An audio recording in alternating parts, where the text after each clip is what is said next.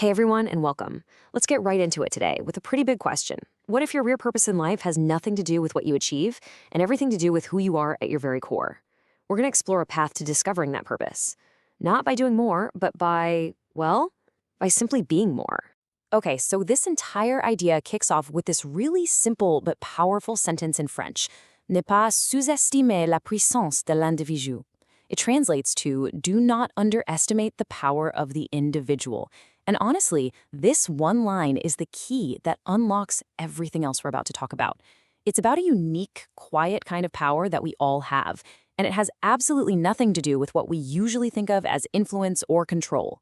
So here's our roadmap. We've got 4 parts to this journey. First, we're going to totally redefine what individual power actually is. Then, we'll dive into where you find the source of that power. After that, we'll connect it to a new, kind of surprising take on happiness. And finally, we'll pull it all together to see the incredible role this lets us play in the world. So what is this underestimated power we're talking about? Well, here's a hint. It is not what you think. It's got nothing to do with being in charge or winning arguments. It's something way more subtle and honestly, way more profound. Here's the big shift in thinking. True power isn't about forcing your will on the world. Not at all. It's about becoming a living, breathing expression of a different way of being, a different internal environment. Your presence itself becomes the message, you know? You don't even have to say a word. And what's so fascinating is where this power comes from. You'd think it comes from trying harder, but it's the opposite. It comes from surrender.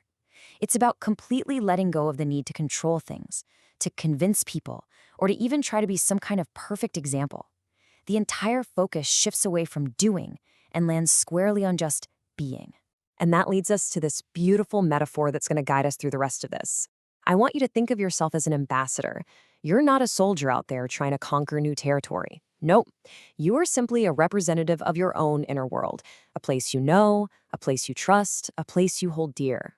Okay, so if we're ambassadors, what is this inner country we're representing? Let's explore that. How do we even find this place, let alone become its representative out in the world? And here is the big paradox, the real mind-bender of it all. You don't find this inner space by looking for it. It's not a treasure hunt. Access is granted only when you let go, when you release that tight grip on needing to be certain, on what you think you already know about yourself and how the world works. So what's this place like? Just imagine that feeling when you're daydreaming. You're kind of lost in your own world, but you feel totally safe and completely at ease. It's described as this space of absolute trust, a place where you feel at home no matter where you are. And the goal isn't to escape reality. It's to go there to consolidate, to reinforce who you truly are. This is such a great analogy, right? Visiting this inner realm is like taking your car, your daily self that has to navigate all the traffic and bumps in the road, in for a tune-up. And while it's getting serviced and repaired, your core essence, your true self, just gets to rest in that quiet, limitless space. You know, when we start maintaining ourselves from this deep inner place, it completely flips the script on our relationship with happiness. It stops being about what we can get from the outside world, or how well we perform for others. And this really gets to the heart of it. It's about the difference between 2 ways of living. On one side, you have savoir, paraître, the art of appearing, of putting on a performance, of always needing to get results. On the other, we're invited to cultivate savoir, être, the art of simply being. One is just an exhausting, endless chase for external validation, while the other is a state of authentic, lasting inner peace. So here's the crucial point. Happiness isn't some prize you win at the end of the race. It's a state you can access right now. And the key to that access? It's a deep, loving appreciation for what already is, for the legacy, the wisdom, the love that has been passed down through generations to get you right here to this moment. A beautiful way to think about this is through the art of an old-world watchmaker. Real happiness isn't found in trying to build a watch from scratch all by yourself. It's found in admiring the genius of the whole design. It's about appreciating the legacy of the watchmakers before you, seeing the incredible beauty in every tiny gear, and just joyfully realizing that you are a vital, perfect part of this whole intricate assembly. All right, so we've found our inner country. We've tapped into a totally different kind of happiness there. Which brings us to the final and most important question, what's our purpose back out here in the real world? This is the return journey. After mastering your own inner world, you become this calm, stable presence for other people. For those who feel lost out there, exiled in that demanding world of performance and appearances, you become a living, breathing connection to a known land, a place of authenticity and peace that they might have forgotten even exists within themselves. And this makes your role crystal clear.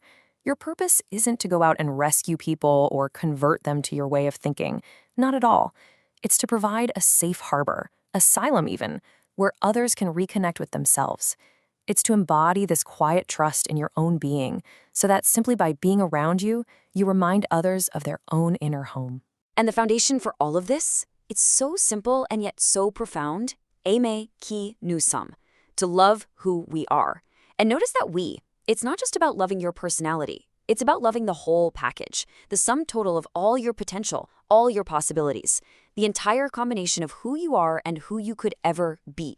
So, the big takeaway from all of this isn't just an idea to file away. It's a question to actually live into. By cultivating your own inner world, by becoming that calm, steady presence, you naturally become a beacon for others. So the only question left to ask yourself is, whose known land can you be?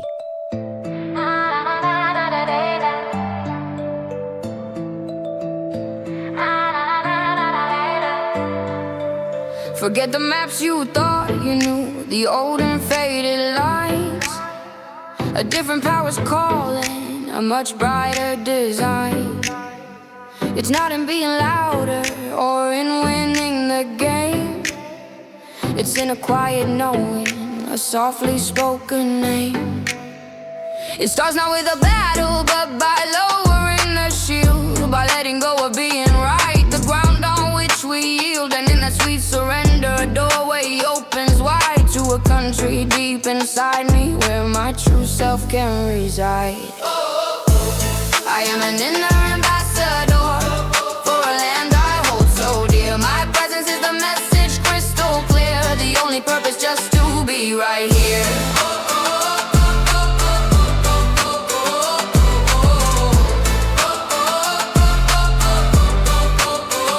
This isn't an escape plan, it's a tune-up for the soul. While the world outside is spinning, I am making myself whole. It flips the script on happiness, it's not a prize to win. It's appreciating the legacy that's always been within. Like an old world watchmaker, I admire the design. Every perfect gear in spring, a heritage divine. I don't need to build it just to love it and to see the stunning true perfection that's already inside me. I am an inner ambassador for a land I hold so dear. My presence is the message crystal clear, the only purpose just to be right here.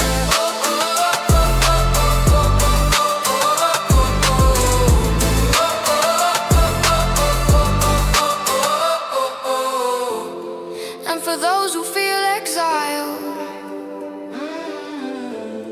on a shore performance, I am not a savior, I'm a safe harbor, a light, a steady, calm reminder